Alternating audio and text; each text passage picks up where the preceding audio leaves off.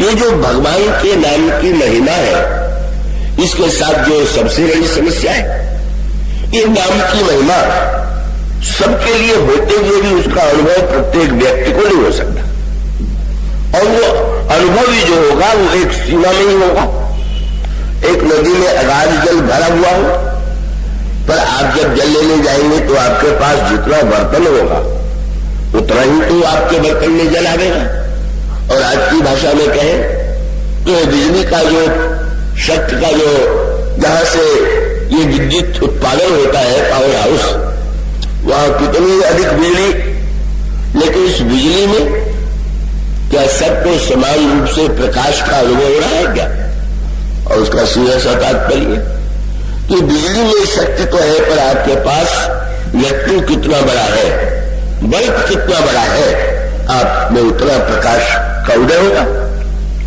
ठीक यही सत्य जो है भगवान रामदेव जी कहते हैं कि मंत्र जापम दृढ़ विश्वासा। तो भगवान का तात्पर्य यह था कि सबसे बड़ी समस्या ये है कि व्यक्ति यह समझ ही नहीं पाता, ये मान ही नहीं पाता, ये विश्वास ही नहीं कर पाता है कि एक राम जो है, नाम जो है इतना कल्याणकारी है। और इसलिए जब तक ये विश्वास नहीं है तब तक उसके द्वारा एक बड़ा सुंदर क्रम आता है। आप अगर उस पर ध्यान देंगे तो आपको लगेगा कि हमारे ऋषि मुनि कितने मनोवैज्ञानिक थे। वो जानते थे कि मनुष्य को धीरे धीरे बाहर से भीतर कैसे ले आना, कैसे प्रयोग करना, और इसीलिए आप पढ़ते हैं। मन की साधना में आप पाते हैं मन राज्य छोड़ करके वन में गए, ऋषियों ने उनसे तीर्थ यात्रा कराई, जहां जहां तीर्थ रहे सुहाए, मुनि सकल सादर करवाए। पहले उनको सारे तीर्थों में जाने की आज्ञा दिया, मनु शत्रुपा को तीर्थ यात्रा करके दुबले हो गए, अस्थि मात्र बड़े दुर्बल हो जाना स्वाभाविक है। आज भोगों का भोगने का व्यस्त शरीर अब तीर्थ यात्रा में दुर्बल हो गया।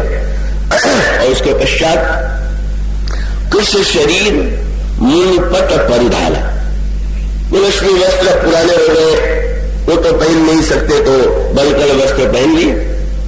और उसके पश्चात सत्य समाज नित्य सुने ही पुराना। अब महात्मा लोग कथा सुना रहे। अब आप सोचिए, क्या मनु जी ने राजा जब थे तब कथा नहीं सुनी होगी क्या? मनु तो इतने धर्मात्मा राजा थे, तो वो तो धर्मशास्त्र के ज्यादा आचार्य थे, वहां तो नित्य कथा होती थी। पर अंतर जब राजा के रूप में कथा सुनते थे तब और बात थी। अब मुनियों ने कथा भी सुनाया तो सुनाने के लिए कहा तीर्थ यात्रा करो। तीर्थ यात्रा करने के बाद मैंने कहा दूर जाओ, और दूर जाने के बाद फिर कहा कथा में बैठो, और फिर कथा सुनाई, और कथा सुनाने के बाद फिर कहा ले आए। कितनी सुंदर बात, सारे पुराण सुना दिए, सारे वेद सुना दिए, सारे शास्त्र सुना दिए, और अंत में 12 अक्षर मंत्र वर्ग 12 अक्षर का मंत्र दे दिया। अब जब करो, पहले भी बता सकते थे, पर बोले नहीं, जरा राजा को दुबला तो कर दे। तो दुबला शब्द का अर्थ शरीर से दुबला होना नहीं है, क्या मैंने क्षीणता का अनुभव। और वो क्षीणता का अनुभव इसीलिए अंत में जब भगवान सामने आए तो आपने ध्यान दिया, कब आए दुबले, फिर मन के शरीर में हड्डी हड्डी मंत्र का जप कर रहे हैं, भगवान सामने आए।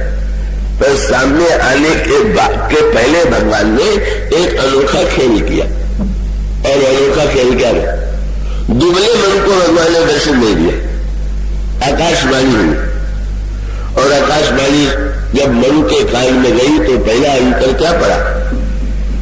और मृतक जियावन गिरा सुहाई, श्रवण रंध्र हुई उड़ जब आई, हृष्ट पुष्ट तन भय सुहाय, मानो अभय भवन तेराय।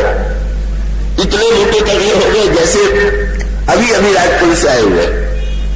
बाद में भगवान क्यों आए? भगवान से मनु पूछ सकते थे कि महाराज आप उस समय उस रूप में मेरे सामने क्यों नहीं आए? तो भगवान का उत्तर यही था कि मैं नहीं चाहता था कि तुम्हें भ्रम हो जाए कि तुम्हारे दुर्ले पर से हम रिझ गए, तुम्हारी तपस्या से हम रिझ गए। ये भ्रम न पालना। ये तपस्या तो तुम्हारे को थकाने के लिए थी, क्या वस्तुतः तो मैं प्रेम के द्वारा प्राप्त होता हूं।